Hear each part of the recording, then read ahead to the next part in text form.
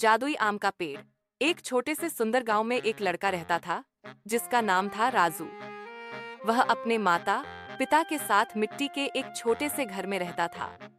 उसके पिताजी खेतों में काम करते थे और माँ घर संभालती थी। राजू बहुत चालाक था, लेकिन उसमें एक बहुत खराब आदत थी। वह बहुत लालची था। यदि किसी को एक मिठाई मिलती तो राजू 2 मांगता। अगर दोस्त के पास एक खिलौना होता तो वह 4 मांगता।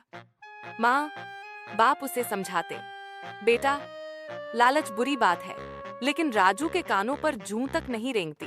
एक दिन गर्मी की छुट्टियों में राजू जंगल में खेलते खेलते बहुत अंदर चला गया।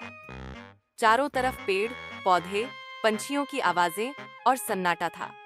अचानक उसकी नजर एक बहुत ही बड़ा और चमकदार आम के पेड़ पर पड़ी। उस पेड़ के आम बिल्कुल सोने जैसे चमक रहे थे। राजू सोचने लगा, अगर मैं ये आम ले जाऊं तो गांव में सबसे अमीर बन जाऊंगा। जैसे ही उसने पहला आम तोड़ा, पेड़ से आवाज आई, राजू मैं जादुई आम का पेड़ हूँ। अगर तुम रोज एक आम खाओगे तो एक सोने का सिक्का मिलेगा, लेकिन अगर एक से ज्यादा खाया तो सब कुछ खत्म। राजू चौंका, लेकिन फिर मुस्कराया। अब उसका सपना पूरा होने वाला था। अब राजू हर रोज उस पेड़ के पास जाता, एक आम खाता और जैसे ही खाता उसके हाथ में एक सोने का सिक्का आ जाता। वह उसे चुपचाप घर में छुपा देता। कुछ ही दिनों में उसके पास 10,012 सिक्के जमा हो गए। अब उसने मिठाइयाँ खरीदनी शुरू कर दी, नए कपड़े पहनने लगा और स्कूल में घमंड से चलने लगा। गांव के लोग हैरान थे, राजू तो किसान का बेटा है, फिर इतने पैसे कहाँ से आ रहे हैं? राजू अब एक सिक्के से खुश नहीं था। एक दिन उसने सोचा, अगर मैं एक दिन में 3 आम खा लूं तो 3 सिक्के मिलेंगे। उसने पेड़ से 3 आम तोड़े और एक एक करके खा गया। पर तभी पेड़ की टहनियां कांपने लगी, आंधी चलने लगी और एक गड़गड़ाहट हुई। लालची राजू, तूने वचन तोड़ा है, अब सब कुछ छीन लिया जाएगा। राजू की आंखों के सामने वह जादुई पेड़ गायब हो गया। उसके हाथ खाली थे, ना सिक्के बचे, ना आम और ना ही पेड़। राजू डर के मारे दौड़ने लगा, लेकिन जंगल में रास्ता भटक गया। वह एक गुफा के पास पहुंचा और वहीं बैठकर रोने लगा। तभी वहां एक बूढ़ा साधु आया। उसकी दाढ़ी जमीन तक लटक रही थी और आंखों में चमक थी।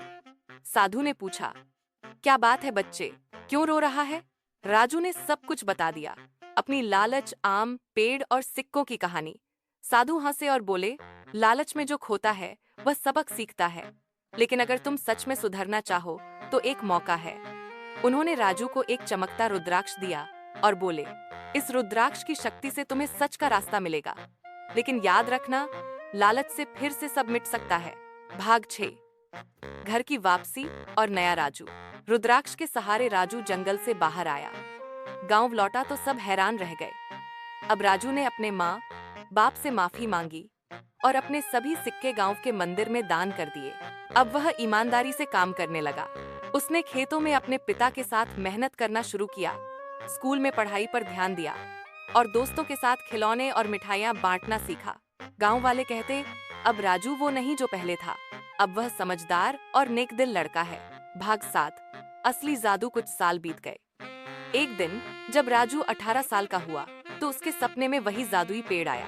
पेड़ ने कहा, तुमने अपनी गलती सुधारी है, अब तुम इस आम के बीज को बो सकते हो। सुबह उठते ही राजू को बिस्तर के पास एक सुनहरा बीज मिला। उसने उसे अपने खेत में बो दिया। कुछ महीने बाद वहां एक नया जादुई आम का पेड़ उगाया, लेकिन अब वह पेड़ राजू के साथ साथ गांव के सभी बच्चों को आम और मिठाइयां देता था। अंत, गांव का हीरो।